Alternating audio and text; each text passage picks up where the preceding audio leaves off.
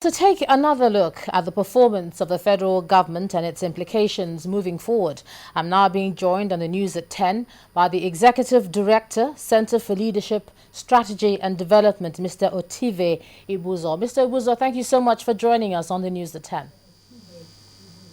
It's my pleasure. Well, let's start off with assessing the federal government's performance generally now. How well do you think they did this year? I think that if you want to assess a government, there are different perspectives by which you can look at it. You can look at it from the citizen perception of the performance. You can look at it from the sectorial performance. You can look at it from the overall strategy or organizing concepts, such as the transformation agenda. You can look at it from the development indices and see whether there has been improvement. You can look at it from delivery of services. Or, of course, you can look at it from how the government has dealt with the major challenges facing the country. In this case, the challenges of security, the challenges of corruption, the challenges of poverty, and the challenges of infrastructure.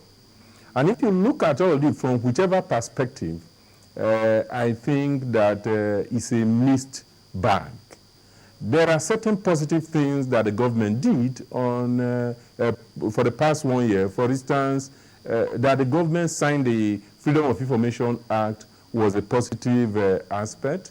The way the government has dealt with the oil subsidy thieves, those who did not supply oil, petrol, yet wanted to collect a subsidy, and the way the government called their bluff when they even wanted to paralyze the economy is a positive thing. The signing of the Freedom of Information Act is positive. The Petroleum Industry Bill, even though we have challenges, we have some problems with some of the content, is better than the present regime. Okay, well, but there are huge challenges, for instance, in terms of security. One would have expected a more nuanced response. There are new security challenges that are facing the country. One of the things one would have expected from government is to quickly formulate a strategy that will involve the security agencies, that will involve citizens. You know, in other countries where you have these kind of challenges, challenges of bombing, challenges of terrorist attacks, the citizens have roles to play in terms of even their awareness and what to do, where to report to. Up to today, you don't have any concrete, simple number you can call when you have people who are suspicious.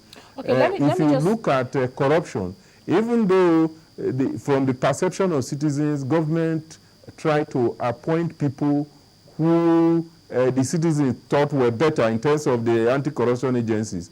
But there is a major challenge with the anti-corruption fight in the country. First is that there is overemphasis in terms of anti-corruption agencies. When you want to fight corruption, it must be holistic and comprehensive and has elements of education and reorientation, as well as enforcement and making sure that this judicial system is reformed in such a way that there will be quick dispensation. Okay, I'm going to have to cut in Not here much to has ask been you. Done if you can hear me, areas. Mr. Yes, Igbuzor, I'm going to have to cut in to ask you something about the issue of power, which is central to everything that we do. What do you think they've done right, or what do you think they should be doing, next year to make it a bit better? What's your assessment of what they've done in the power sector this year? The power sector, I think, to have a roadmap for power was a good thing. And the fact that when they discovered that there were some challenges in terms of the process and conflict of interest, and they responded, it was also good. But in reality, the quantity of power, the level of megawatt, is not improving as expected by citizens.